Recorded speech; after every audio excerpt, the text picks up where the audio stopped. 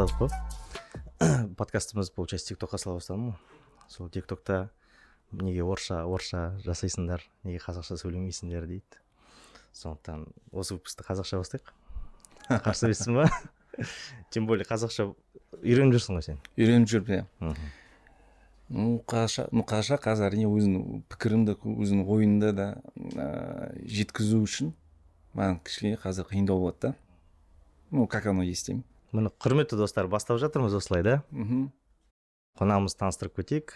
Бүгінгі түнгі ауысым подкастында Асланбек Амин, бұл дейтін Оралда белгілі кәсіпкер, Геона, Мирпола, Двери, Честер Паб, Честер Лаунж және тағысын солай. Қалайсың? Жақсы, керемет, рахмет. Күшті футбол киіп алған екенсің. Иә. Алибековтан келгенсің ма? Иә. Ол сыйлық емес енді, өзіне алып бердім ғой. Сам себе подарок. Керемет. Байбақты екенсің. Жалпы қалай, руыңмен мақтанасың ба? Руымен әрине мақтанамыз. Егер мысалға сені деген қарап отырып, қазақсың ба немесе байбақтысың ба десе, сен қайсысын таңдар едің бірінші? Біріншіден әрине қазақ деп айтамын. Ал егер мысалға кез келген ортада қазақты жамандап жатса, да? Немесе сенің руыңды жамандап жатса, қайсына бірінші эмоция берілер еді? Қалай ойлайсың? Бірінші әрине қазаққа эмоция береміз ғой. Жаңа мына генетический уровеньде қарасақ, не генетический, а как уже кровное смешение дейтін нация, да?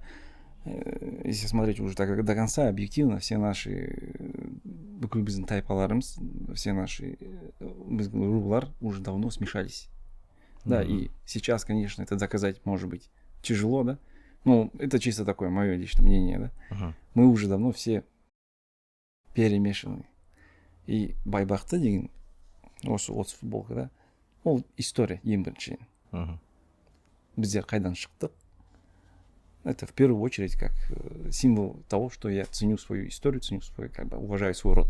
А в целом ты больше казах, чем байбақты, да? Я больше казах, чем для русскоязычной аудитории, да? Да.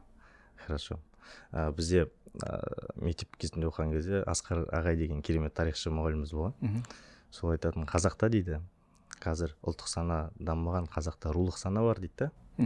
Кез келген жер отырып қазақты жамандай қалшы дейді. Біреулеріміз құлағымыз жабамыз, біреулеріміз байқамағандай болып өтіп кетеміз дейді. Ал руыңды жамандайшы, мысалы Асланбек, сен байбақтың шамалы десең, тек атылып кетуге дайын тұрады дейді. Барлығы емес, көбі дейді. Сондықтан мен сол есімде жатталып қалды да, бірінші класста айтылғаннан кейін. Сосын біршама таразыға салдым да сол сөзді, расында солай сияқты. Мен ортада ондай жоқ. Себебі мен ортам енді кішкене орыс тілінде ғой.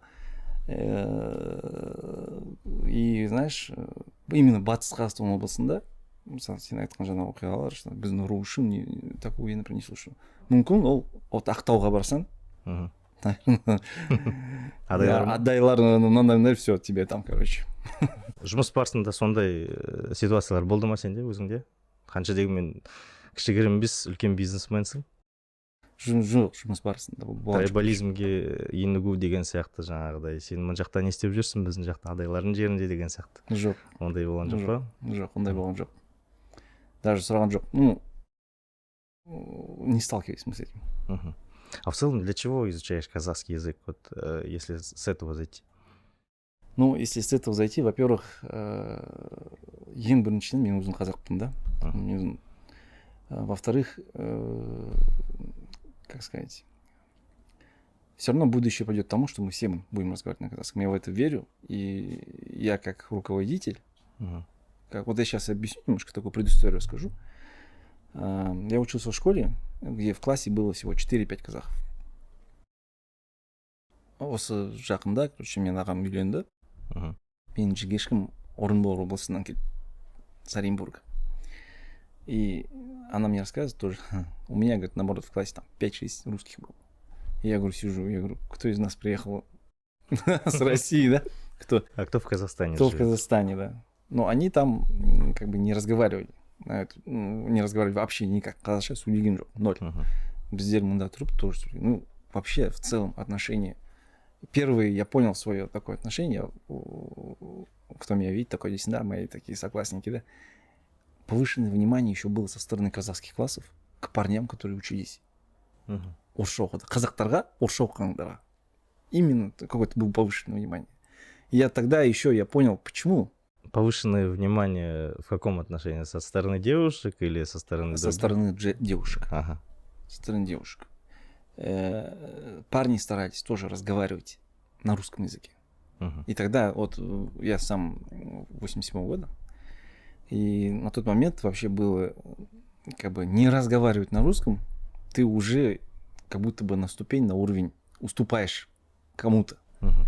Потому что весь абсолютно материал, не знаю, все, что было модным, все было на русском. Был такой вот период. Мгм. Если это потом уже появились там какие-то группы, какие-то рэперы, которые начали петь на казахском, уже сейчас, да, как бы пришла мода. Сейчас уже по-другому, да. В тот момент этого было ощущение, что это нам, в принципе, и не нужно будет. То есть ты уже на ступеньку выше, представляешь? Ты уже на ступеньку выше, как будто бы. Это общество так сделало. По крайней мере, в нашем городе это так было. Может быть, я ошибаюсь. Но я и вырос вот в таком районе. И многие, наверное, со мной согласятся. Как будто бы на ступеньку выше. И теперь получается, сегодня же, эта ступенька, она, наоборот, спустилась на второй уровень. Ступенька на первом месте, если сен уже қазақша сөйлесең, не просто қазақша, а прям один, да, красиво. Красиво излагаешь свои мысли. Плюс еще мы поняли по своим клиентам. 2017-2016 год мы обслуживаем 20-30% на казахском языке. 20%. Сейчас почти до 60% дошло. Потому что растет новое поколение. Растет то поколение, которое младше.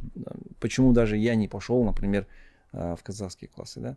Я у родителей сейчас спрашиваю, неге мен неге берген жоқсыңдар, да, когда иногда меня кто-то подкалывал там, сен қазақша сөйлемейсің, короче, да? Почему? Я говорю, они говорят, ну, слушай, школа была там, это локация, и самый главный был, почему мы с тобой сидеть, короче, некому, это первое, с тобой учиться никто не будет, короче. Второе, слабая материально-техническая база, это на самом деле так было. Я даже по книгам замечал разницу в книгах, даже цвет страниц, он был другой, понимаешь? Ну, как бы. Желтоватый? Да. Было такое? Да, было такое, я помню. А почему ты не обращал, не задавался этим вопросом? Ну, я думаю, что в этот промежуток времени я был слишком молод для этого. Просто не обращал. Я думаю, это было связано все-таки с бюджетом, где была хорошая такая экономия, да? И печатали на всем, да. Что я почему не обратил внимания. Да, не обратил внимания. Да. И вот начиная с каких-то мелочей строилось то, что ты должен пойти в русскую школу. И люди не верили, что это сейчас мы понимаем, что у нас КТЛские ребята там мировые олимпиады забирают, что у нас там даже... Это когда я в школе в 11 классе столкнулся то ли на какой-то олимпиаде, то ли где с выпускниками 11 школы. Я понял, что какое там, ребята, там крутое образование. Можно получить, можно крутым физиком выйти, да, можно крутым... Или там ребята, вот по Стёпкину, как школа называется? УМЫТ, по-моему. УМЫТ, да, вот. Конкурентами нашими были. Конкурентами. И я понял, что ребята там тоже могут учиться. И там тоже можно получить достойное образование. Мы заблуждались. Ну, то есть мои родители заблуждались. Потому что вот эти школы, они не особо рекламируют себя. И туда идут те, кто знает про эту школу. Вот и все. Допустим, я тоже учился в школе одаренных детей, так называлось. Пилицей. Вот наши пилицейские сидят. И вот там тоже, там не каждый знал, что есть такая школа. Допустим, даже если я сейчас говорю, что я закончил, никто не понимает, это что, это педколледж там, или там пединститут, что ли, не понимают.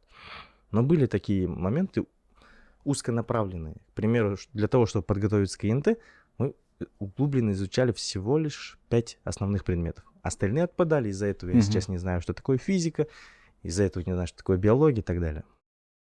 Да, и вот эта тема, которую сейчас вот мне часто, кстати, вопросы задают, почему? Я знаю, что я очень много кого толкну учить. Надо учить. Во-первых, я несу ответственность, да, у меня руководитель, у которого там в группе компании, которая работает около 140 человек. Я должен разговаривать на казахском. Говорят же, вот если какой-то определенный процент общества изменить, там 4-5%, да, разные говорят цифры. Да. Поменяется все общество, да? Говорят. Да, и раз мен бір мекеменің басшысы болып, мен өзім несімен, да, примермен көрсету керекпін. Как это, что это делается, и что это возможно.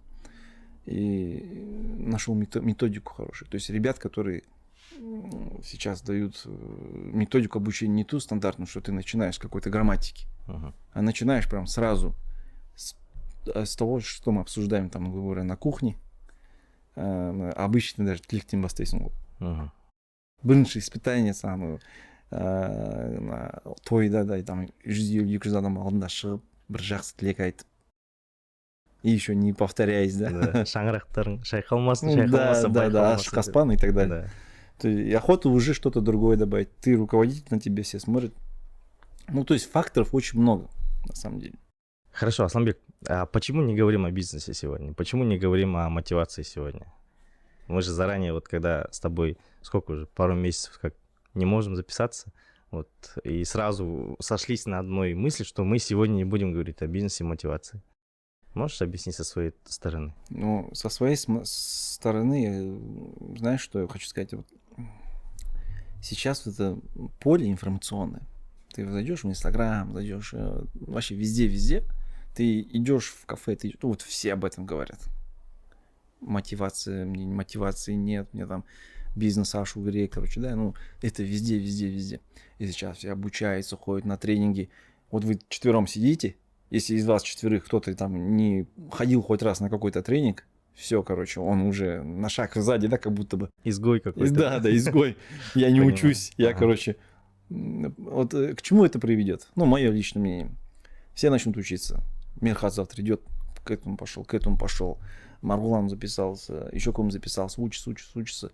Информацию вкачивает, а бизнес, он как бы открывается, не открывается. Это еще второй, третий вопрос, да? Этот пузырь, он может лопнуть. Надоело. Люди скажут, надоело.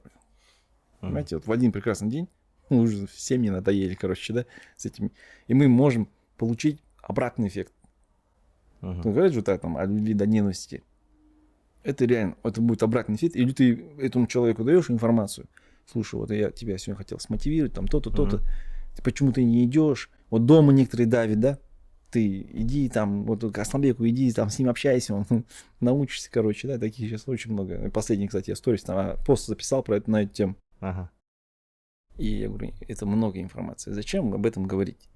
Люди, вот я, ну, как и к своему вот этому последнему посту я вернусь, человек должен сам к этому прийти. Не суждено нам всем стать бизнесменами.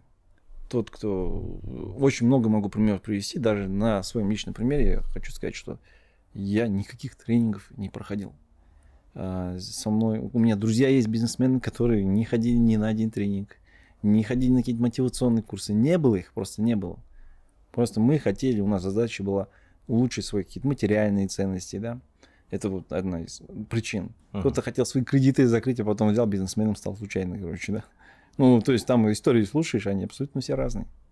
В целом, если с моей точки зрения смотреть, я вообще бизнес сам, бизнесменов, предпринимателей, ну, рассматриваю как просто специалистов, да, как, ну, это специалисты определенных профессий. Есть врачи, есть пожарные, есть там учителя и так далее. И есть бизнесмены, да, которые работают, они более всесторонние идут и как-то разбираются в своей теме хорошо. Точно так же есть врачи, которые в своей теме хорошо разбираются, также и учителя, но мы же не постоянно не спрашиваем у них, слушай, как на работе, как ты операцию провел, как ты детей обучил, насколько это важно, чтобы ребенок набрал 140 баллов на ИНТ там, или там, насколько, как ты спасаешь людей за операционным столом. Это же вот обычный ангамеде, вот то же самое и в бизнесе. Вот человек бизнесмен, но он более интересен мне как человек, а не как бизнесмен. Он в работе может быть таким крутым, но это его работа. Да. Мне кажется, каждый человек как минимум обязан быть не крутым, а хорошим в своем деле. И здесь не должно быть какого-то сомнения. А вот какой он человек, для меня это является вот первостепенным вопросом. Соответственно, да, мне не особо залетает вот эта тема. Тебе не залетает, это твоя причина. Это моя причина, да. Почему мы не говорим о бизнесе? Вот даже с Асхатом, когда записывались, тоже мы не затрагивали в основном бизнес. Затрагивали общие темы какие-то там, которые раскрывало его видение жизни. Ну, наверное, у тебя еще и не бизнес, в принципе, сам канал по себе, да? Подкастный. Подкаст, нет, да. Это чисто инициатива творческая. Ну, тем более, зачем это нужно? Я сам лично, мне самому это немножко тема надоедает. Я рос, да, я вот недавно зашел в вот это инфополе. И ровно пока я туда не зашел, эта тема никому не была интересна. То есть твой бизнес, как ты поднялся, как ты мотивируешься, во сколько ты встаешь, во сколько ты просыпаешься, что ты ешь там и так далее. Это никому не интересно не было. А когда я зашел в инфополе, первая волна была вопросов вот именно такая. А вот от чего пошел этот тренд именно личного бренда? Зачем ты решил зайти в эту сферу, начать прямо себя прокачивать везде, показывать? Вы с супругой сейчас вот везде. Ну, какая причина? В первую очередь, когда я начал прокачивать, мы начали прокачивать свои магазины, мы прокачивали их через блогеров. Ну, в общем, мы начинаем приглашать блогеров, 2020 год, мы открываем магазин в Алмате, раз приходит, два приходит, три приходит. Я смотрю, у людей подписчиков много, да, и у них есть у всех действующий бизнес, либо они являются амбассадором какого-то бизнеса. И тогда, ну, я думал, смотри, идем в кафе мы к Алибеку. У него на Есентай была кафешка. Он каждый день туда их зовет, ну, давайте ко мне, гоу ко мне. У него есть вот эта футболка, на которую я тоже купил. Сейчас он открыл 7 to 7. Что бы он ни открывал, у него везде народ. Идет, да, у него везде толпа. Это просто колоссальное. Никаких тебе, там, не знаю, куча инструментов, которые сейчас используют действующие бизнесмены, чтобы раскачаться. Просто говоришь, ребята, вот я открыл, где управляющий, ты шеф-повар, мне сделайте здесь все четко, короче, чтобы работало, чтобы мне не стыдно было, да, наладьте сервис, все поставьте. И все. Он просто камера, он лицо этого, и народ полный всегда там. Это я сам увидел на примере там одного блогера. На примере других блогеров я могу сказать, работают пиццерии, работает тот же, например, сейчас вот Жека Донерс, там, и начинаешь, да, все вайнеры стали бизнесменами, Юфрейм, там, и что ты не открываешь, у них везде там толпа какая-то ходит. Конечно, там нету прям куча стопроцентных классных кейсов, да, но почему бы не стать амбассадором своего личного бренда, да, почему бы сейчас за каждым, сейчас тренды меняются, если за компанией стоит какой-то человек, какое-то лицо, и если взять на мировом уровне, да, за каждого, тот же Трамп, тот же Илон Маск, да, который сейчас все цитируют, Алибаба, то есть все вот эти, за всеми стоят лица какие-то. Да, они, то есть личный бренд, это уже давно, испокон веков она идет, просто сейчас есть прекрасное, сейчас время быть скромным и не говорить, что это твой бизнес, оно, короче, все, оно ушло. Сейчас ровно я решаю очень много кучу вопросов через свой Инстаграм. Вчера в сторис опубликовал, в мечте, оказывается, там меняют ценники на ходу, там, с одного планшета, и все ценники у тебя абсолютно все меняются, да? И такие ценники стоят они. Это не надо тебе перепечатывать новые ценники и менять их. Они такие маленькие экранчики. Да, я думаю, как здорово, сколько мы бумаги экономим, да, сколько мы времени экономим. Мы за один час взяли, поменяли все ценники, ну, допустим. Снимаю сторис, и мне уже парень пишет. Я работал в мечте. Я, короче, знаю, кто продает, знаю, кто покупает. Все, вопрос закрыт. Я дал бы задание офис-менеджеру, дал бы задание еще кому-то найти. Этого заняло гораздо больше времени. А это уже проверено конкретно. И таких примеров я могу кучу. Это кадровые поиски. И самое главное, когда у тебя бизнес масштабирован, тебе прилетают отзывы со всех регионов. То есть самые разные. Да, у меня сейчас есть Честер Паб. Каждую пятницу, субботу мне приглашают фото. Там сырое мясо, у кого кусочек остался. Здесь это и пишут. С одной стороны, думаю, некоторые говорят, зачем тебе? Я говорю, мне это нужно. Да, мне это нужно. Я должен знать реально. Я прихожу в Честер Паб, мне не надо рассказывать, что произошло. Вчера кто-то там с кем-то подрался. Мне не надо об этом рассказывать, мне уже все рассказали. Мне не нужно отчеты, я все уже знаю. Говорю. Круто. В целом люди за тебя, да, все это уже узнают, и тебе просто вот на блюдечке передают всю информацию, которая важна. Да. И они еще больше всего кайфуют от того, что его отзыв, он дойдет. Это самое важное. У нас же, начиная в связи с нашей какой-то, может быть, политической системой, я проголосовал, и мой голос, он все равно не засчитает. Есть же такое же? Да. Ну, зачем иметь? И это идет прямо вот оттуда в голове, везде. А тут на тебе написал, и ты знаешь, что он куда надо, он придет. Человек просто чувствует свою значимость в этом моменте. Да, клиент. Да. А этот клиент нам приносит, извините, и деньги, за это получает прибыль там остальные, если так. Он может на что-то повлиять. Да. Это круто вообще. В целом, енді қазақша жүргізе береміз бері қарай, қосамыз ба арасында? Аралай. Қалай ыңғайлы саған? Қосуға болады. Енді жаңағы тематикасында, қазақ тілінің тематикасында кеше бір жақсы бір сценаристтен кездестім Ақтөбеде. В общем, я хочу что добавить. Қазақ тілінің мәселесі, вот я заметил, сколько я YouTube передач смотрел, сколько. Не орыс тілінде, а қазақ тілінде обсуждают, да? Какая эффективность обсуждения тех, кто разговаривает на казахском? Какая эффективность нулевая его? Сол именно подкаста, сол именно жаңағы передача бағдарламаны қарайды, именно қаша түсінетіндер қарайды, ең біріншіден.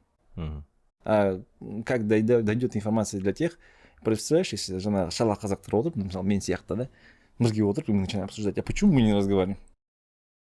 Бір-біріне сұрақ қоямыз, да? И начинаем жаңағы талдау жасап, да, анализировать, а почему, что мне мешает, короче. Здесь, наверное, смотря у кого больше бомбит, наверное. У кого больше бомбит, да. Да. Но мы должны же даже кого-то... Вот мы двое, у кого бомбит, и двое, которые не бомбит. Мы их вот так вот сядемся четвером, и мы спросим, ты почему? А сейчас ты, жена, потому что мы вросли в этой культуре, ну, реально скажем, в русской культуре, да, вросли, это лучше нам понять, почему. И вот я сейчас хотел, кстати, к этой теме перейти. Недавно съездил в Ақтөбе там, да, и с одним сценаристом встретился тоже. Я ему говорю, слушай, у меня идея, короче, есть. Он говорит, слушай, и он мне немножко расписал, именно снять документальный фильм как можно. И я реально хочу в следующем году снять документальный фильм на эту тему. И хочу затронуть прежде всего тему, документальный фильм начнем с путешествия, формат. Мы возьмем, вот я сейчас предложил на Қазақша үйрен білім орталығының директоры, мен барам, сосын, может быть, бір комедийный личность бізбен бірге барса, қосылатындар болсақ, пожалуйста. Тюмень, Омбы, там, Челябинск, ладно, может быть, не так, но Оренбур, Саратов, Астрахань, Волгоград. Где больше всего сосредоточена казахская диаспора, да? Казахская диаспора. Ага. Ну, вот из подкаста, кстати, Замандаси я видел, где Нанти Ван говорит, мы поехали в Китай. В Китай, и қазақтар бәрі қазақша сөйлейді. И, естественно, қытайша. Баладан бастап, и да, самый взрослый. Қазақша бәрі сөйлейді. Монголия барсақ, қазақтар тоже қазақша сөйлейді. И на монгольском понимают, да? Өзбекстанға барсақ, Өзбекстанда қазақтар 3 тілде сөйлейді. Ну, естественно, қазақша, өзбекше и орыс тілінде. Самый универсальный казахи там оказались. Ресейге барсақ, Ресейде қазақтар тек қана бір тілде сөйлейді. Орыс тілінде. В Китай переехали когда казахи? 200 лет назад, да, первые там поселенцы. 150 лет назад. Когда первое подданство Российской царской империи взяли, Российской империи мы взяли при Абулхайр-хане. Тогда первые ушли, да, казахи тоже ушли в сторону Ирана, в сторону кто-то Турции, и кто-то в Китай ушел. Да, в То есть постоянно в сторону Китая кто-то уходил. Так они там 150-200 лет живут. Ну, они же не стали же на китайском с ним разговаривать. Сол қазақтар Оренбургта тұрып жатыр. Сол қазақтар Саратовта тұрып жатыр. Почему именно эти казахи, кстати, которые там жили, они до коммунизма, скажем, да, они степняки вообще в принципе не разговаривали на русском языке. Очень мало, да, в 19 веке. И за какие-то там 70-80 лет все поменялось. И мы хотим эту тему поднять, изучить. Она очень тонкая, щепетильная, и, может быть, даже она не понравится некоторым гражданам. Может быть, она не понравится особенно гражданам Российской Федерации. Но мы должны изучить этот вопрос. И, наше сейчас пока первое предположение, не предположение, это, наверное, все понимают, вся суть, сила, наверное, вот этого культуры, вот этой, да, заключается в первую очередь в идеологии, которая была заложена в Советском Союзе, наверное, в коммунизме, да. И насколько вообще мы сейчас понимаем, насколько мощная эта идеология, да? Насколько она в головах даже до сих пор сидит. Кеше бір стористі көрдім. Не лабас, не хватает. Қазақша айтып жатыр да. Сталин, Берия сізге жетпей жатыр, короче, он начинает. Он до сих пор, представляете, 30 лет прошло, да? У него до сих пор олдскульный, да? Олдскульный он. Понимание. Да, я говорю, ничего себе, да, какая мощная идеология. Просто сегодня мы должны изучить эту тему. Мы должны даже инструменты, которые использовались, может быть, при коммунизме изучить, да. И что-то, какие-то вещи использовать. Использовать... В Новом Казахстане? В Новом Казахстане. В Новом Казахстане использовать.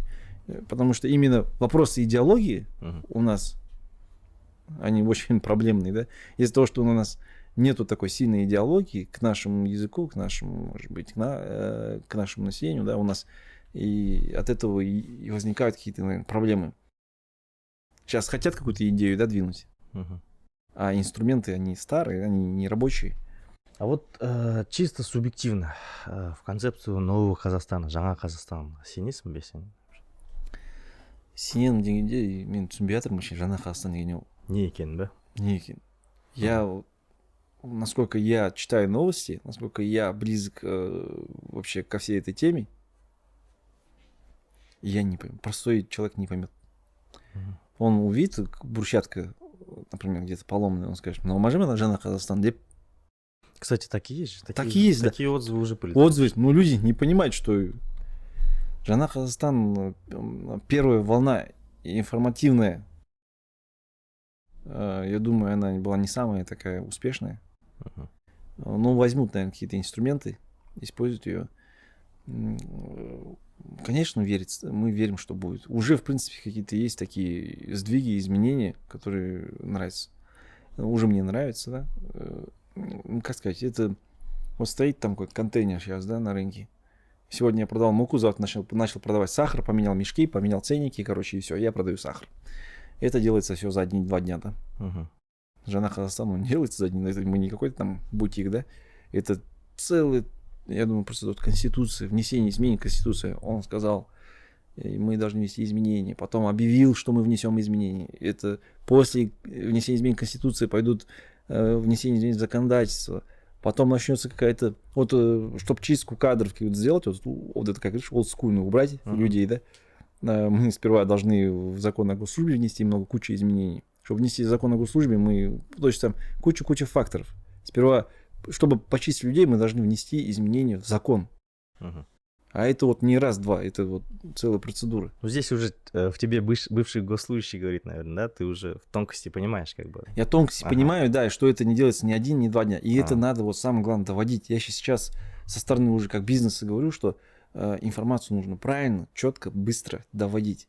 У нас инструменты старые доведения информации. Мы еще буклеты распечатываем, понимаешь, ходим. Ну, это не сегодня, это не работает. Мы берем телевизор, да, я не буду сейчас какие каналы называть, и там целых 2-3 часа выкупаем, чтобы пропагандировать эту тему. Хотя люди там не сидят. Вот эти жаңа казахстанцы, они там точно не сидят. Помнишь вот этот пиар-компанию про референдум? Там столько трэша было вообще. Кто только может, все обзор сняли. Да. Там, начиная, что купили Байзакову, дальше какие-то вообще кринжовые темы, клип снимали, получается. Біздің общий знакомый Алмастың кофейнясына барғанда тупо листовканы жапсырып кеткен ғой, біреудің имуществосына вообще. Вот листовки, они сегодня работают, да, реально? Вот это вообще, это, ну, как бы сказать, сейчас видно, что, не хочу никого обижать, что вот здесь люди не понимают тех, кто вот, например, здесь. Они друг другу вот... Пропасть какая-то есть. Это, представляешь, вот как ты в бизнесе. Ты продаешь какую-то вещь, но ты не понимаешь, кто твой клиент. Да? Ты не понимаешь, где он ходит. Вот ты вещи продаешь, где он одевается, и как его поймать. Это как таргетированная реклама, которую ты пустил вообще не в ту сторону. Или на всех прямо. Да, ты продаешь, например, условно донеры, а в таргетированной рекламе указал от 50 до 65 лет, там, ну да, то есть возрастной, да. И все, и ты поливаешь эти доллары, у тебя выливается, и не в ту сторону. Это называется слив бюджета, да, просто? Да, и слив бюджета для бизнесмена, и такой же слив есть и в нашем бюджете. Они используют, она работает, но она работает неэффективно. Слушай, Вот до этого мы у тебя были в гостях в рамках фокус-форума. Тогда начинали затрагивать тему про сообщество, бизнес-сообщество, про разные вот такие вот собрания бизнесменов, предпринимателей. И ты там свою мысль озвучил где-то, что иногда критически относишься, иногда не доверяешь вот таким вот сообществам, иногда думаешь, что в нем нет особой полезности, да? Можешь вот в эту мысль углубиться, рассказать вообще, как ты смотришь на вот такие бизнес-сообщества, на такие, даже тренинг, мы, помнишь, поднимали вопрос еще, разные тренинги личностного роста, духовного развития и так далее. Я сказал это потому что, в первую очередь, потому что это все не сработало на мне. Мгм. Ну, я не вступал никуда, и у меня есть успешный результат без сообщества, без... А кому-то это, наверное, нужно. Поэтому я сказал, не то, что я не поддерживаю, я это, наверное, до конца не понимаю. Вот я сказал. Если бы я бы вступил бы в какой-то клуб, и у меня после этого какие-то были бы результаты, Мгм. наверное, я бы сказал бы, я понимаю, это надо. Сегодня я как бы и до сих пор каких-то вещей, может быть, недопонимаю, потому что я не состою нигде. Но я понимаю, что люди нуждаются сегодня в этом. Мне подходили неоднократно, Асланбек, ты можешь создать какой-то клуб, там, не знаю, с оборотом от миллиарда тенге в год, чтобы вот это там тусили, например, да. Потом будет какое-то еще малое сообщество, которое до миллиарда, которое будет стремиться попасть в этот миллиард. Ну, допустим. Я просто... И это, может быть, даже какой-то толчок даст. Ну, почему бы и нет, с одной стороны. Но сейчас вот на данном этапе я как бы не готов рассматривать эти вопросы. Я бы вообще, знаешь, как спросил, хочешь ли ты это создать? Не можешь ли ты? Наверное, можешь. Больше Смотри, я могу, и может быть даже немножко хочу, но я понимаю, что у меня сегодня не хватает на это ни времени, и я должен этот вопрос до конца изучить, потому что я боюсь, что это будут такие эмоции первоначальные, потому что мне раз, два, три сказали, люди, потребность есть, да, я сейчас иду, как будто бы меня там спросили, там, сахар есть, я пошел сахар покупать, и чтобы им дать, да. Нет, это я должен изучить этот вопрос. Реально ли это будет рабочая группа? Я не хочу создавать какой-то, понимаешь, ну просто, чтобы он был. Чтобы он реально работал, и чтобы, условно, там, Мирхат с оборотом там 100 миллионов тенге сказал, я хочу попасть в там... Золотой миллиард. В золотой миллиард, да, я хочу туда. Там, возьми меня к себе. Возьми. Не то, что возьми, и ты будешь расти, и твоя будет основная цель. Как цель ее создать, это круто, и мы малому бизнесу дадим крутой, да, как бы, толчок. Это дополнительная мотивация. Ну, если с этой точки зрения посмотреть, это было бы круто. Если кто-то хочет создать, не то что создать, быть движком такого, потому что я не смогу быть движком. Я сейчас должен быть движком своего бизнеса, потому что я сейчас не в стадии уже развитого, на ноги поставленного бизнеса. Я сейчас в стадии, которая еще развивается, что у меня, я еще голодный там. Вот, я хочу свою всю энергию туда пустить. А вот, допустим, если ты будешь именно в этом направлении двигаться, у тебя тупо будет расфокус, да? Расфокус, и тебя не хватит и там, и тут. Я такой человек, который... Я буду думать об этом. И это будет меня даже, может быть, тянуть назад. Я говорю еще раз, если будет какой-то движок, человек, у которого глаза горят, мне глаза не горят там на неделю, на 2, на 3, а прям он хочет это создать. И он сам как бы в теме, он понимает вообще, что он хочет. Мы можем помочь. И, может быть, даже предприниматели некоторые хотят тоже общаться между собой. Да, мы отсеем много кого. Но мы же, например, этот условно бизнес-клуб «Золотой миллиард», он будет встречаться, почему бы нет, с предпринимателями, которые только-только начинают. Там раз в полгода, раз. И, пожалуйста, в рамках там открытых дверей. Ну, это просто такой. А это такие глупые есть, я знаю, там 3 девятки, синдикат, там по Казахстану. Астана 3 девятки вроде. Астана 3 девятки, по-моему, синдикат еще какой-то есть. А это такие бизнес-клубы есть. Ну, такого формата можно и, в принципе, в Уральске создать. Такие бизнесмены есть. Ну, пока что, может быть, среди плюс миллиарда просто нету, наверное, желающих, чтобы взяться за это. Либо показывать себя, да, другим. Либо показывать, да. Люди у нас еще, я же говорю, нас стесняются говорить о своих, что они имеют, какой бизнес они имеют. Тем более, какая у него там квартира, машина, это прям такое ощущение, что все наворовали. Возможно, где-то есть какие-то аспекты, мы же толком не знаем. А в целом такой вопрос касательно бизнеса и благотворительности. Вот как считаешь, сейчас благотворительность, на благотворительности можно ли делать бизнес вообще? На благотворительный бизнес, ну, я честно, этот вопрос как бы на благотворительности делать бизнес, наверное, кто-то делает.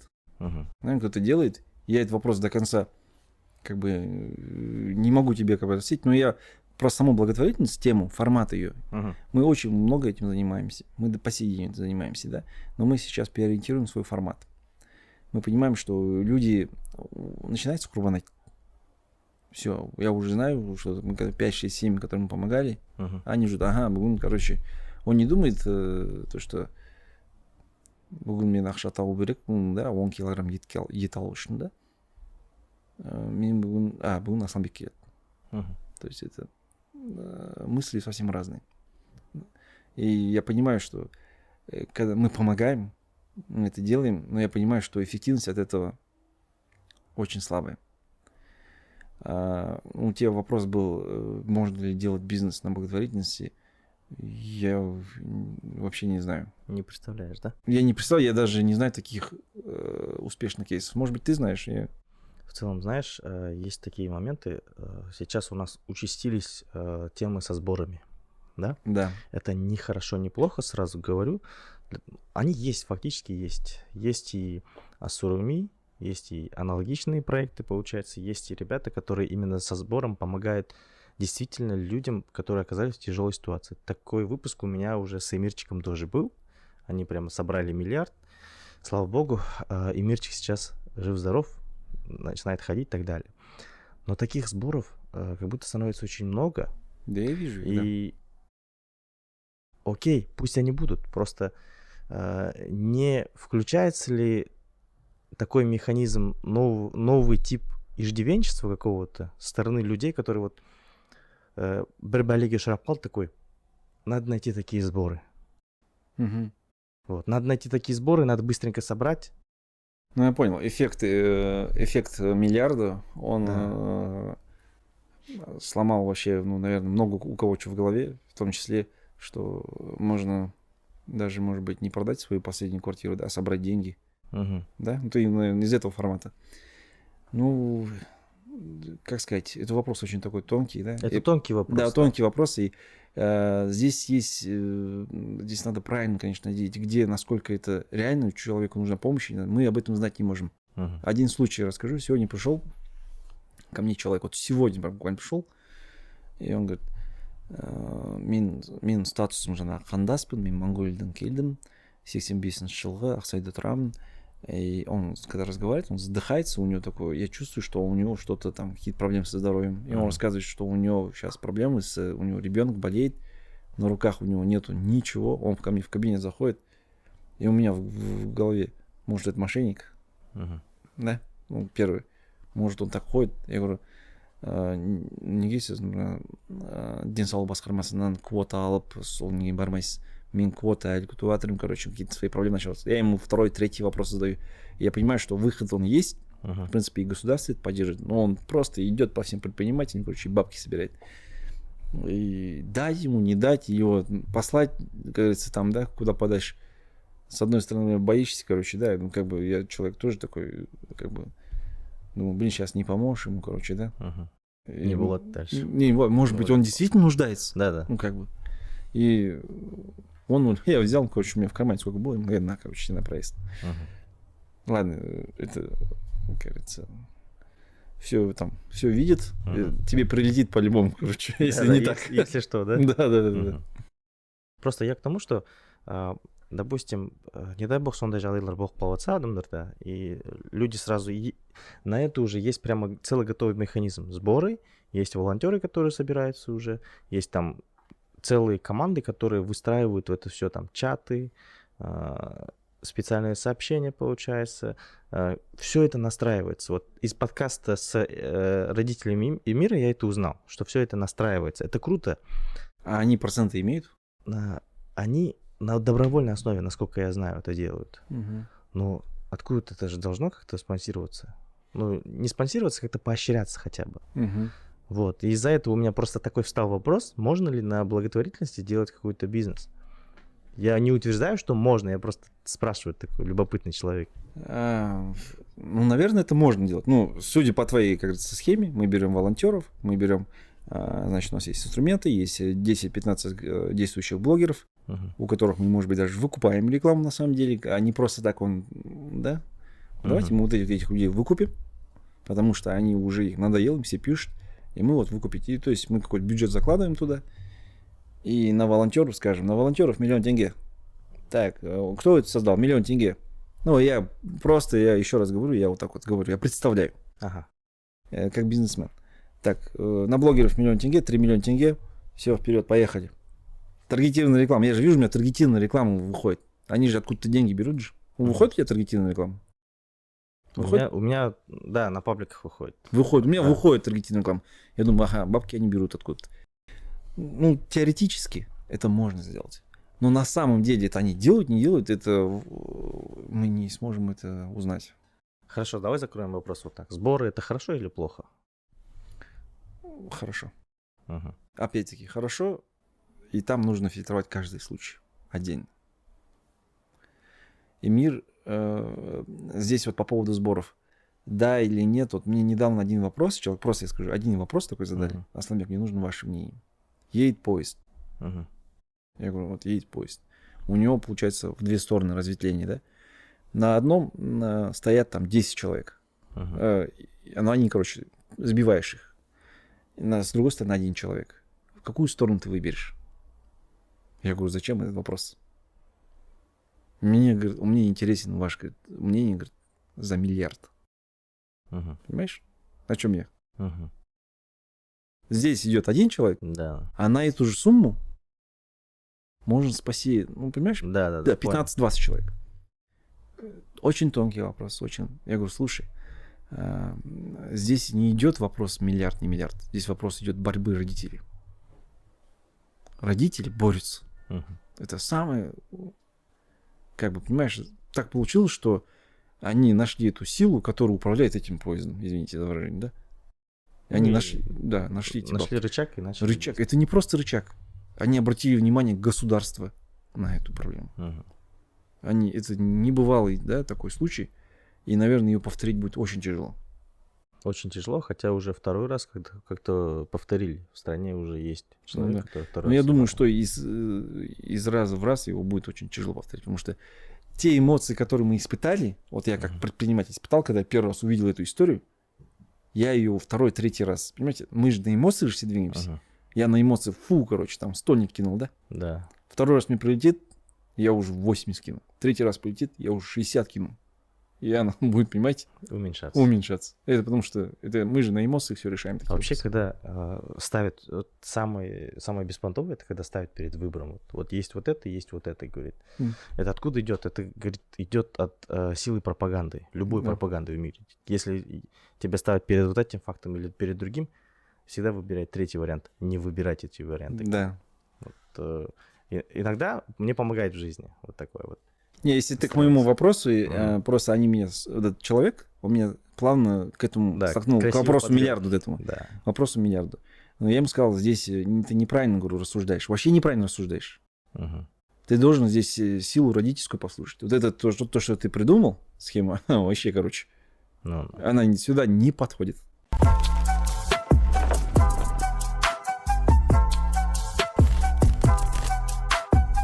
окей. Инфоповоды. Что сейчас происходит в новостном портале Казахстана? Недавно, помнишь? Вообще спорт қалайсың? Спорт вообще без проблем. Да? Футбол? Футбол, да, все смотрю. Ага. Теннис смотришь? Рыбакина жайында не ойлайсың? Рыбакин. Қазақтың қара қызы. Қазақтың қара қызы осы бірінші Рыбакин шықты, сосын мына біздің Кениядан легионер, да? Иә, Шилінің қызы ғой. Шилінің қызы. Кто ще біздікілер қара төбелін дейді. там, не знаю. Ну, на самом деле, ты заметил такую интересную мысль, да, то, что на Кенийку отреагировали более остро. А на Рыбакину немножко все были люди, которые гордились. Да, потому что там контраст же был прямо Там такой. контраст был, да. Там был контраст, и я здесь понял, блин, расисты. Да. Я говорю, почему? Она что? Почему человек с Африки? Неге ол Африканың қызы қазақтың қарапайым кіші елінің қызы бола алмайды, да? Бола алмайды, да. И вообще практика легионеров мне, как бы сказать, кто-то говорит нормально, кто-то ненормально. Ну, в каждом виде спорта надо рассматривать это по-разному. Если вот мы возьмем с тобой мини-футбольную команду, вот я сейчас сижу, вспоминаю, да, вот мы взяли там Игиту, взяли там вратарь, мини-футбольная команда, футзальная, взяли еще каких-то легионеров, там 2-3 бразильцев, и тогда столько вот это хейта вылилось, да, на нашу федерацию. Вы там что, короче. У них такие зарплаты. Да, зарплаты там, вы что делаете? И в конечном итоге, что они занимают сам чемпионат мира, как прошел, да? Здорово. Мы гордились. У нас зал был полный. Все там Казахстан, там никто не говорил, там Игита не такой, не такой. Ну и стоило бы им не выйти, да, там в полуфинал, куда-то дальше в стадию, наверное, бы их там точно бы захитили. По-любому. Но когда они уже в финале, тут они казахами стали, короче. Сходу. Нам без казахтар. Игит казах будет то уже все. Здесь уже, короче, по-другому, да? Смотри, мини-футзальные, они играют в Хайрате, Хайрат выигрывает там Лигу Чемпионов, участвует в Лиге Чемпионов, выигрывает ее, да, там, впервые в истории, и потом финал 4 у нас проходит в Казахстане. Вот если отразить, ну, если рассмотреть с этой точки зрения, представь, там приехала Барселона, приехала там, я не помню, какие команды уже, 4 там команды приехало, да, Лига Чемпионов, это трансляции, это туристы, да, приехали там, с той же Испании сколько туристов приехало, полные гостиницы тебе, это на бизнесе как отразилось. Представь, вчера провели какой-то чемпионат по бодибилдингу.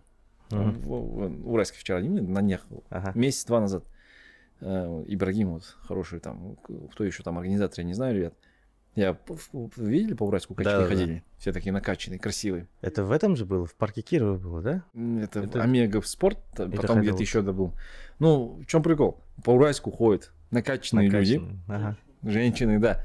Ходят женщины красивые. В Честер пабе они сидят. У меня, вот я радуюсь, у них 4-5 столов, они кушают. Они оставили каждый стол по 20-30 тысяч тенге.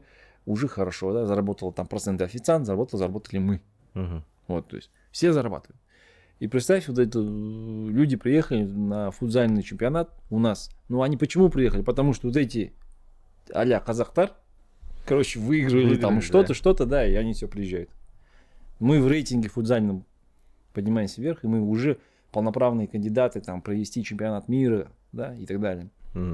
То есть, если и какой все равно толчок это дал на развитие футзального. И сейчас у кого сейчас не спросили, а у нас футзальный спорт развит. У нас футзальный спорт развит. Да у нас в Уральске какой, да, сейчас? Да. Бум. То есть все играют. Я не скажу, что это они сподвигнули эту тему. Но все равно они какую-то свою лепту внесли, правда же? По-любому что-то будет. Да, внесли. Да. Если вот здесь смотреть, то здесь сработало. Если смотреть с Киникой, я не знаю, сработает, не сработает. Ну, может быть, мы тоже где-то в рейтинге поднимемся. Да? И завтра скажут, осы чемпионатка енді Қазақстаннан как Лига Чемпионов сияқты мысалы, да? 2 команда емес, 3 команда шығады. Потому что наш рейтинг поднялся. В легкоатлетическом там какой-то федерации, там, я не знаю, где это. Ну, допустим. И Киниканың қасында ертең жаңағы шиелін қарапайым қазақ қызы шығады. Да. Почему бы нет? Потому что бір орын ашылды. Сол арқылы. Вот. Про это тоже хочу сказать, да. Ну, то есть ты в рейтинге поднимаешься и скажешь, слушайте, они этого не понимают, там, те, кто сидят там в Америке, там, в Европе, я не знаю, где, вот в федерации сидят, они смотрят. Слушай, Казахстан в рейтинге занимает 10-е место. Почему чемпионат мира там не провести? И пусть они все побегут по пустыне, да, куда-нибудь. Ну, там, я не знаю, короче. В Туркестане там сейчас, все, Туркестан сразу, отели полные, все полное, да. В Астана полная опять, то есть, если с этой точки смотреть, как на бизнес, то в долгосрочной перспективе это может дать какие-то плоды, если опять-таки это правильно использовать. А сегодня вы должны поговорить вообще о других вопросах, насколько вы дома, вот ты свою дочку дашь в спорт, дашь ее в легкую атлетику, 18 лет, она скажет, 19 лет, папа, мен, короче, қай факультетке там, да, экономист, юристқа мен бармаймын. Мен, короче, решил, мен спортфакқа барамын. Ты что скажи? Көкем. Вот. Да. Тоқтановись, блин. По-любому. Да. Да. Ты скажешь ей, ты что, короче, жүгіресің ба на. Короче, да, вот так. Я когда в футбол хотел пойти, мне мать сказала, хума, короче. Қоя қой дедім. Да, сен футбол неге барасың, боксқа барасың. Но в целом, если вот говорить про вот этот феномен, вот этот триумф, который, допустим, даже Рыбакина совершил, много есть споров, да, можно говорить о том, что там она воспитывалась в России, там потом ее приютил Казахстан и так далее. Споров будет еще дофига и много. Но возможность, которую она открыла, просто взяла и просто вот эта точка, которую она, потолок, который она пробила, вообще меняет сознание. Люди начинают понимать, что это возможно просто. Это возможно, да. Уимблдон возможно. Смотри, мы начинаем, ценить свои кадры. Нельзя, чтобы Узбекистаннан бір қазақ шығып, короче, олимпиада. Ну, уже какие-то прецеденты были там в какой-то то ли по борьбе, то ли где, когда уже в полуфинал там вышли. То есть мы должны ценить свои кадры. Ну, раз мы берем кого-то, давайте выжимать их по полной. Не так, как я, короче, бір зимняя олимпиада қарадым. Зимняя олимпиада, да, бір пары шықты. Я вижу, что они, короче, не наши. Ну, они казахстанский фактпен шықты. И начал читать за них, и я узнаю, что они всю тренировочный полностью процесс у них был в России. Они, в принципе, в Казахстане не приезжали. Они приезжали за вот этими медалями, грамотами. А наша задача какая? Не что, чтобы он там флаг поднял, да, помимо флага. Біздің спортсмендер қасында бұл тренировка, мысалы кенистің қасында тоже жүгіріп. Так, как она бегает, хорошо. Зато все уральские ранецы все собрались, рядом с ней побежали. Блин, она же обычная. Как она темп держит, как она... просто посмотреть на нее. Да, например. Надо пойти к медикам ее отдать. Я скажу, посмотрите, что объем легких, что там у нее, в чем их секрет, да? Допинг, не допинг. Да, то есть изучите их вопрос, как они тренируются, во сколько стоят, во сколько, что едят, образ жизни. Это другой вопрос. А вот тот случай, который я говорю, я смотрю, они вообще не были в Казахстане. То есть они поехали, выступили. Это другой вопрос. Наша задача взять легионеров, как в мини-футзальном, да, с ними поиграть, и потом уже наши ребята, қасында, там, кто там, 2-3 футболиста, Лео был, там еще, қасында жүріп, уже қазір российский топ-кубоктар ойнап жатыр, мысалы. А их бы никогда не взяли бы, если бы они опыт там не набили. Вот наша задача, чтобы они... Ну, в резюме как раз-таки будет вот этот. Выиграли вот это, Европу. Хорошо. Ал байбақты не дейді қыздар туралы вообще? Қазақ емес деген сияқты әңгімеге. Вот. Они же, по сути дела, так как легионеры или там воспитанники, ну, недовоспитанники, полувоспитанники, да, в каком-то моменте все это сюда просто взяли их. Сен қалай ойлайсың? Про кого именно? Про Кени? Про Кенику, про Рыбакину вообще. Ну, моя мысль... Для тебя это нормально или вот ненормально так же? Типа, лучше бы были казахи деген сияқты? Нет, казахи, мы, если будем постоянно казахов там гонять, наверное, мы не увидим. Я просто говорю то, что надо понять вот этот алгоритм, есть вот федерация атлетическая, как она работает. Международная федерация, да, атлетическая. Как международная федерация тенниса работает. Если нам открывают еще какие-то двери, почему бы нет? Надо хорошие контракты, Рыбакин қасында, ертең біздің қыздар ойнасын. Пусть она будет им соперники, хотя полчаса-час. Все, ты казахстанка, она здесь тренируется, в Астанинском таком-то корте. Мы туда приезжают наши 10 спортсменов. То есть в этом плане, да, плюс. Она чемпионка. Все. Она чемпионка, и более того, ты уж с ней. А если бы она не была бы чемпионкой, у нас не было бы такого желания рядом с ней поиграть, да? То есть в этом контексте я думаю, что да, почему бы нет, если опять-таки это правильно используете. Давайте вот мы приведем там сколько их, 4-5 кенийцев, они бегают, давайте их всех заберем. Давайте мы используем их возможности, но при одном условии, что они будут здесь тренироваться, и қасында минимум біздің жаңағы 20-25 спортшылар қасында жүрсін. Қарап, бірге жүгіріп. Болмасаң да ұқсап бақ. Да. Біздер деген, видишь, у нас менталитет такой, біз кітап оқымаймыз ғой. Біздер қарап істейміз ғой. Может, сол кісілерге қарап. Окей. Инфоповод номер 2. Че, Базлайтер көрдің ба? Базлайтер посмотрел? мультфильм. Базлайтер это мультик, да? Мультик, да. Нет, ты его не смотрел. Тұрлыбек, сен қарадың ба Базлайтерді? Не успел. Почему Адамбая бомбит? Помнишь вот эту новость, когда... Не, я помню, да, я видел. Когда настолько было ополчение на этот мультфильм, на несколько секунд там вот этого поцелуя, и тут Адамбаев прям с Адамбаевым конкретно связали, и он прямо хапнул вот этого хейта. Хейта. Ну, Не улеснул, Жень, да? он хейта хапнул. Он хейт хапнул, потому что он был инициатором того, что в Казахстане запретили прокат вот этого мультфильма. Слушай, вот это мы обсуждали, короче. Ага. Мы обсуждали со своими тоже коллегами и друзьями. Просто сидели, и мы думали, почему? Короче, мне интересно было. Во-первых, Адамбай молодец. Его не было, он бац, он, короче, появился. Ага. Да? Начал он умеет, короче, сейчас как бы стрелять. Но плюс у него еще сейчас поменялось мировоззрение, сознание. Он сейчас очень сильно в религию, да? Как бы Да, он ушел. прямо сейчас... Смотри, по поводу вот этого поцелуя там был, да? Да. Там женщина, мужчина с мужчиной. Женщина с женщиной. Вот женщина, да, мы остро, слишком, мне кажется, много внимания подарили этому. Вот если бы он пустил бы этот фильм, наверное, я думаю, чтобы никто этого не заметил бы. Ну, на нынешнем этапе, да? Если бы вот не было как такого сейчас. инфо-взрыва, Мгм. не был бы. Адамбай вчера, понимаешь, он сам того, кажется, не понимая, он послужил именно рычагом вот этих, понимаешь? Мы об этом говорим сейчас с тобой, представляешь? Да, рычагом Батхерта. Да, Ага. понимаешь, идет обратный эффект. Зачем нам? Мы не должны замечать. Если сейчас дальше копать про мультики, давайте запретим всех, которые вообще про этого. Я все вспоминаю, как его. Ну погоди, я смотрю, вот я недавно «Ну погоди» смотрел, «Ну погоди». Да. Он там сигареты, Курит, короче. пьет, да. Да, курит, пьет там вообще. Какой-то мужик носится за каким-то ребенком, вообще педофил какой-то. Да. Давайте нафиг его запретим. Это или Том и Джерри смотрел? Это же, блин, как его, какие-нибудь есть там защиты прав за животных, блин, там. Мгм. Да, мы там с теткой, да, там мы, во-первых, мышь, короче, вау, да, это круто. Короче, кошка. А мысл жир таяқ жеп. Да. Солай ғой. Ну, ты просто Ага. эти мультики, я не знаю, застал, не застал, или типа там Конечно. Простоквашино, там, где он, короче, в Простоквашино он, короче, сваливает от своих родителей. Он Мгм. свалит от своих, едет, короче, вот эту деревню, и там тусит с этими животными, короче. Да, понимаешь? То есть свалить от своих этих, это нормально? Давай их тоже нафиг уберем.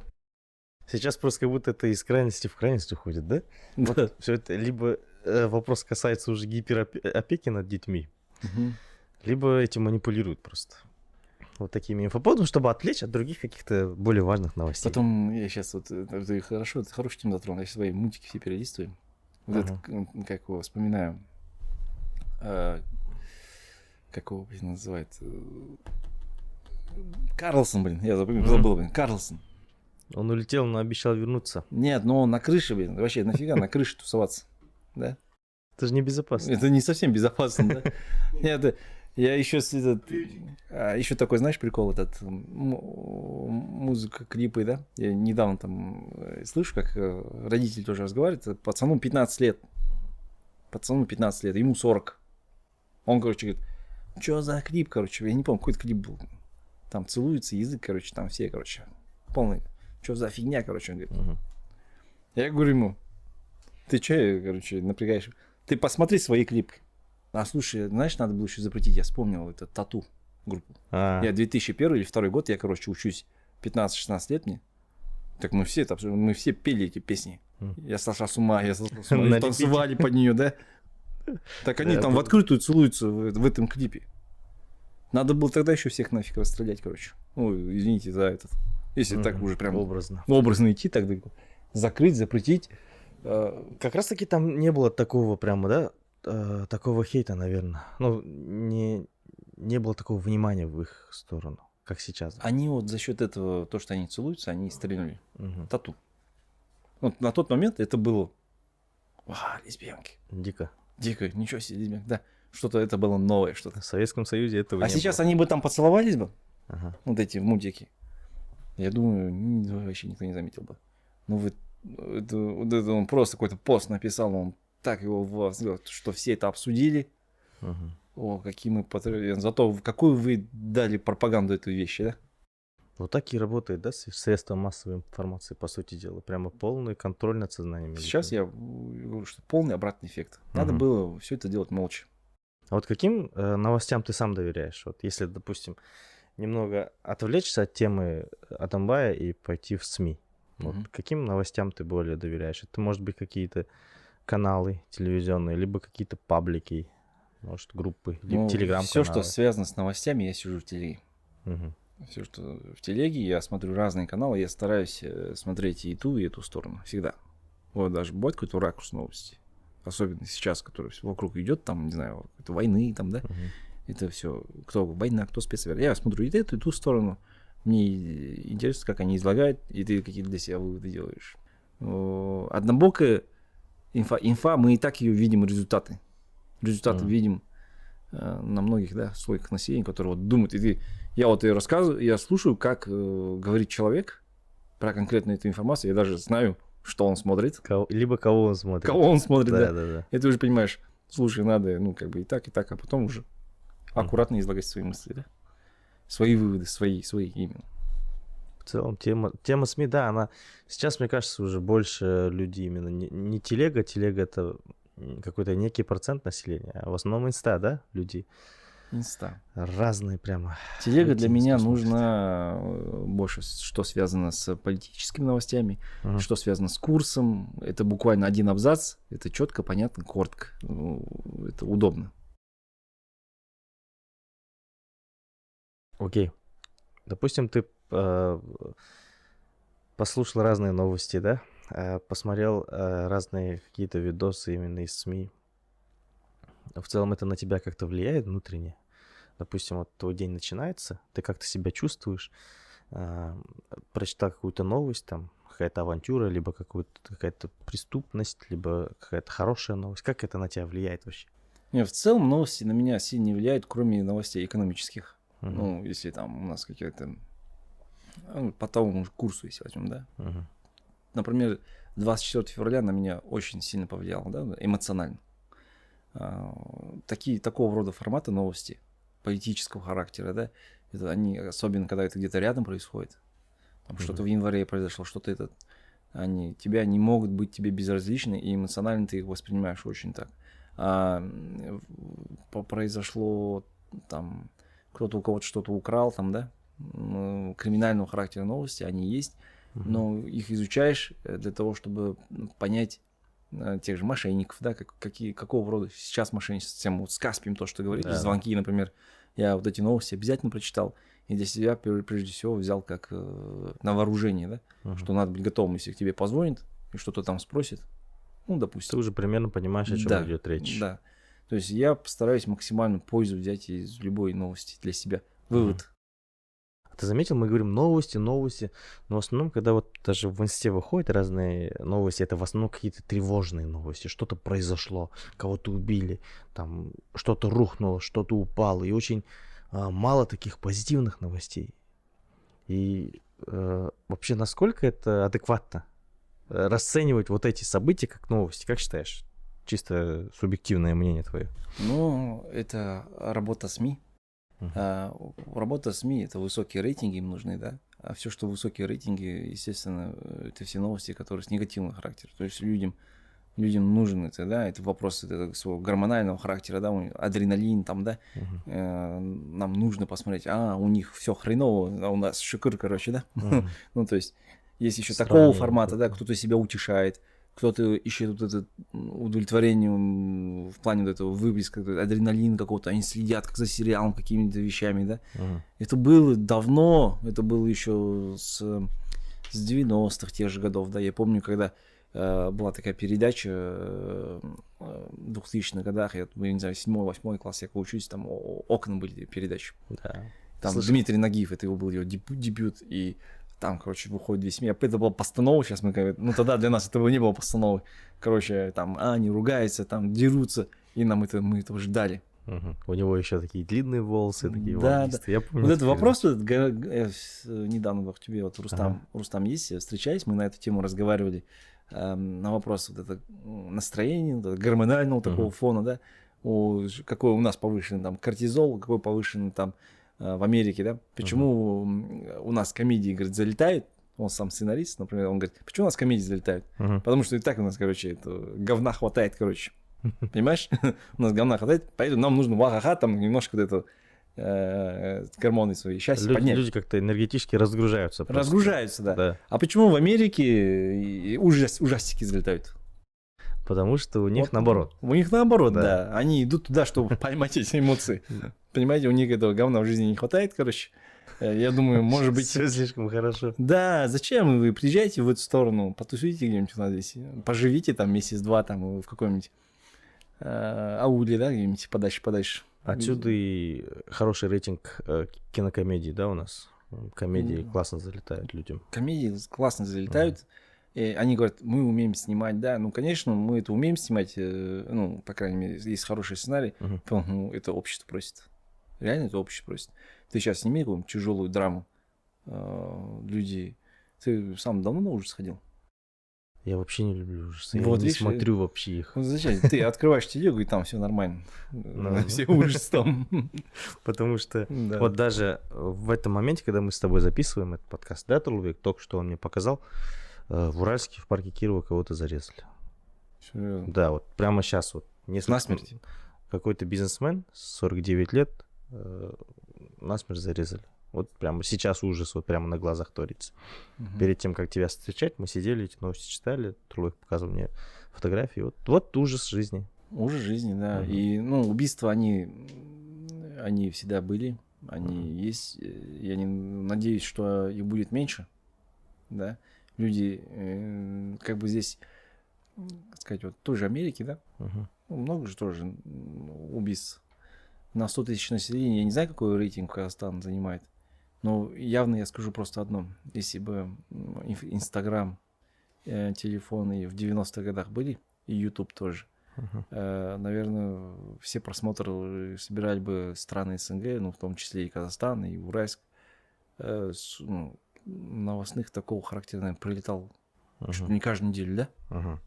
Потому что было очень много таких моментов. Само и время диктовало. Время диктовало, да. Да. И вот люди сейчас удивляются, там кто-то подрался.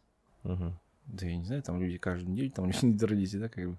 Да, я знаю, что в некоторых районах, там, ауылда, они в пятницу идут, уже одеваются так, чтобы было удобно драться. Да. Да, а не так, чтобы был такой красивый, до сих пор сейчас, да? Да. Есть такое еще, да? Нет, сейчас, наверное, нет такого. Ну, я думаю, что сейчас все равно этого поменьше будет. А может, где-то и есть. Как бы 49 лет, это уже, я не знаю, ну, это вопрос, надо новости почитать еще надо. Да, надо еще изучить, потому что пока ничего не известно. Теперь о хорошем, о семье, да? Всем известно, что вы парой развиваете ваш бизнес, ваши личные бренды также. Вопрос касаемо не лично супруги твоей, а в целом вот в семейной жизни, как должны развиваться пары? Допустим, есть ли вообще разница, как они развиваются? Допустим, вот я могу так развиваться быстро, а супруга чуть... Скорость ниже. Да, скорость ниже. Что происходит, если вот такой момент? И что происходит, когда вместе развиваются? В один миг вы можете стать таким собеседником, который тебя не понимает. Уровень твоего интеллекта, IQ достиг таких высот, что ей тяжело, наверное, воспринимать ту информацию, которую ты даешь, да? Очень важно, чтобы она тоже росла. Росла, наверное, все-таки. Вот у нас какая проблема? У нас проблема в том, что мужчина, если, например, она из декрета не выходит, раз, два, три, четыре, там пошли, да, подряд, и параллельно у нее нету времени реально развиваться самой личность, она даже не может изложить какие-то свои мысли правильно. Да, может быть, что-то читает, да, может, но не хватает, условно, каких-то публичных выступлений, да, выражения своих мыслей где-то чего-то не хватает, а ты там работаешь, пусть в банке, пусть где-то там, да, встречаешься каждый день с деловыми людьми, твой язык, диалог, он всегда растет. Плюс информационно, да, ты много чего узнаешь. Если ты хочешь, чтобы твоя супруга, твоя половинка росла, наверное, приходите, надо рассказывать. Надо рассказывать. Нужно, чтобы она... Сегодня мы с тобой записываем подкаст. Моя супруга в Астане, и сегодня она сходила на бизнес-форум Шанрак. который там Дамир Аманжолов организовал. Мы купили премиум билет, чтобы она со спикерами еще встретилась. Я говорю, иди. Побудь в этой тусе. Вообще, что сейчас происходит? Есть возможность, отправляйте свою супругу, отправляйте. Что сейчас? Пусть она новости тоже смотрит.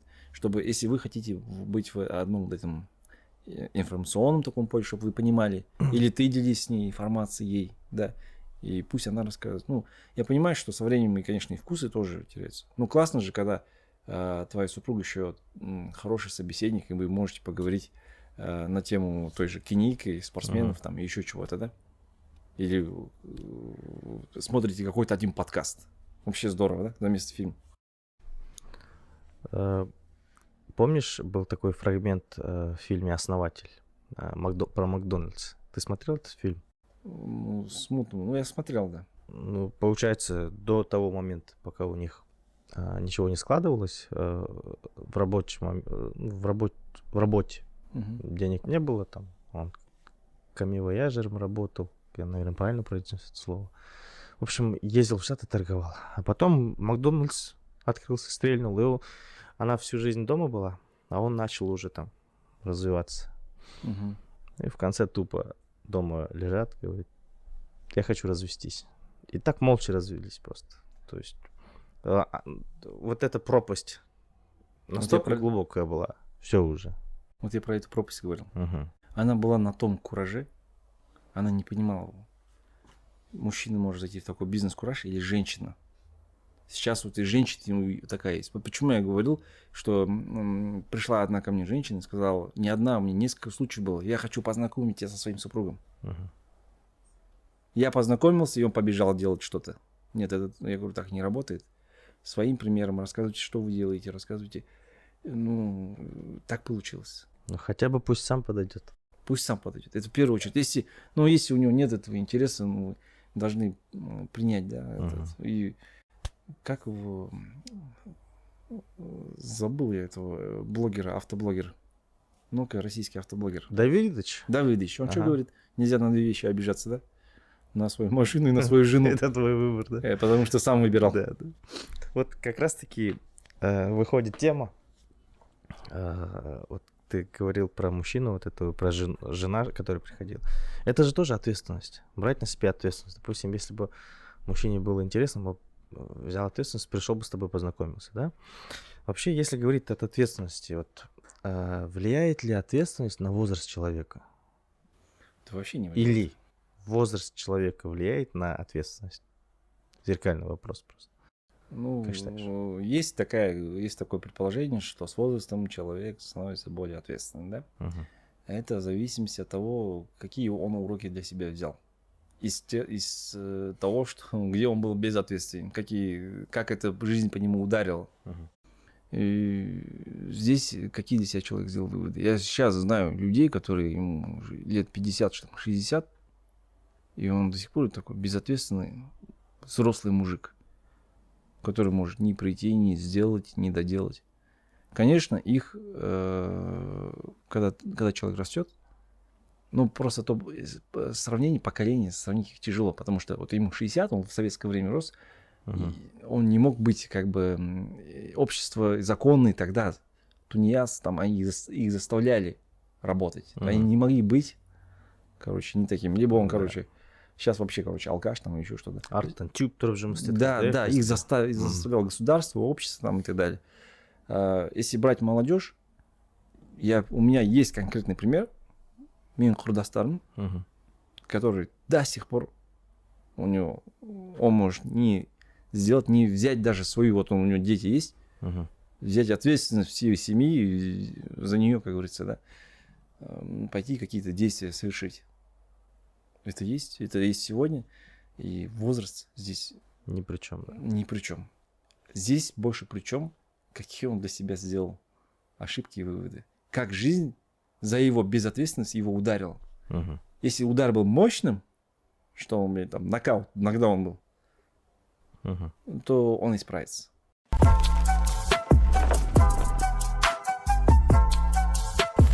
А если вот взять лично тебя, ты сейчас живешь в Уральске, полностью строишь бизнес, основную часть, наверное, здесь. Также есть у тебя разные филиалы по городам, сам постоянно в разъездах, видишь более развитые города, столицы. Есть ли у тебя вообще желание куда-то переехать? Или где родился, там и пригодился? Где родился, там и пригодился, я говорю сегодня. Мгм. Да, я не буду говорить, все, я там здесь буду. Может быть, я пригожусь там в Алмате или там в Астане, формата на весь Казахстан, да? То есть он затронет и Уральск сам. Тогда я перееду. Может быть, и наступит день, когда, реально надо. В плане бизнеса, роста. Если сейчас я просто принципиально скажу Уральск, из-за того, а у меня там есть возможность сделать, да, хороший рывок вперед, может быть, я перееду. Но сегодня я об этом не думаю, потому что есть возможность управлять, находясь здесь. Сегодня есть возможности передвигаться. Вот это главный вопрос. Если уральские аэропорты будут двигаться во все точки там, Казахстана и мира, зачем? 2 часа ты там, 3 часа ты здесь. Если дороги будут супер, все окей, там автобаны, там еще что-то, зачем? Никуда не надо переезжать. Ты здесь все свои вопросы решаешь. Сегодня управлять можно дистанционно. Дистанционно можно управлять.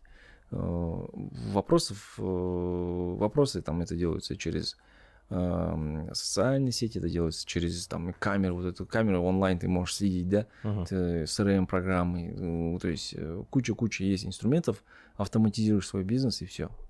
Это как бы нет необходимости там физически находиться, да. Опять-таки, я думаю, что это практически любого бизнеса касается. Это сегодня такой век технологий, когда ты сидишь здесь. Более того, тебе надо какие-то решать, банк, там, не знаю, пусть налоговые, там 4-5 организаций ЦОН и так далее, что ты можешь, ты это все сделаешь за один день в Уральске. Алмата сейчас называют городом 2 дел. Одно дело до обеда, второе дело после обеда. На этом твой день закончился. Стоять в пробках и передвигаться нету желания. Астана может быть еще более-менее, можно было бы рассмотреть. Но опять-таки есть свои нюансы. Астана сегодня город 3-4 дел. Но завтра он превратится в город 2 дел тоже. Да. Согласен. И здесь ты в любой точке 15-20 минут ты свои вопросы решаешь. Да, может быть, где-то ты физически там с ними не сталкиваешься, но поверь, и в Алмате, если ты хочешь увидеть какого-то там бизнесмена, к нему тоже надо или там это записаться заранее, за неделю, за 2. И того же там блогера, извините, у меня весь август расписан, а мне надо с ним встретиться, он такой-то там. А это не понты, это физическая реальность. Да. И если бы я жил физически в Алмате и думаю, что я буду там, Марвулан, Халанзалай, там, да. Да ты к нему запишешься и в Алмате за 2 недели вперед. Да я куплю билет и полечу и пообщаюсь с ним. Лучше Более того, ценность нашего переговоров еще будет выше, когда он узнает, что человек прилетел специально, да, Запада, да. То есть у меня здесь уже преимущество есть. И многие люди вещи не понимают. Они думают, что можно развить бизнес с Астаны, с Алматы. Можно развить бизнес с Астаны, с Алматы. Вот сейчас у нас некоторые рестораторы хотят двинуть вот на соседние регионы. Я ему говорю, ребята, берите сразу с Астаны.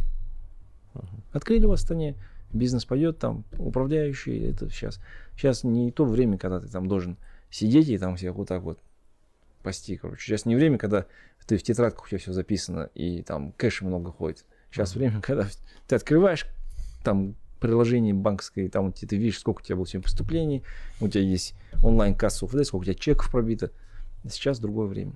Ну и камеры, да? Да. В плане инфраструктуры, может быть, ты захочешь, чтобы у тебя образование было лучше. Для этого, конечно, вот я надеюсь, я вчера слыхал, какие-то американские школы заходят к нам. То есть, если есть такие хорошие образования, хорошие какие-то, скажем, курсы, там еще что-то, да, чтобы ты детей можешь своих отправить, почему бы нет? В целом, я, наверное, этот фирменный вопрос сделаю подкаста. Оцени Уральск от 1 до 10 по комфортной жизни для себя. Ну, наверное, 7.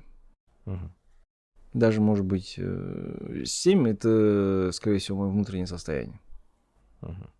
Вот, и оно прям даже перекрывает многие инфраструктурные такие вещи, чего тебе не хватает. Там пыль, там еще что-то, да? 3, которые я не добил, это то, чего я не могу здесь реализовать и найти. Услугу. Например, сильного кадра. Я сегодня здесь не могу найти. Но в Алмате бы я нашел, или в Астане бы я нашел бы. Но самое прикольное, что могли бы эти же уральские ребята ко мне устроиться. А они поехали за этими же деньгами туда.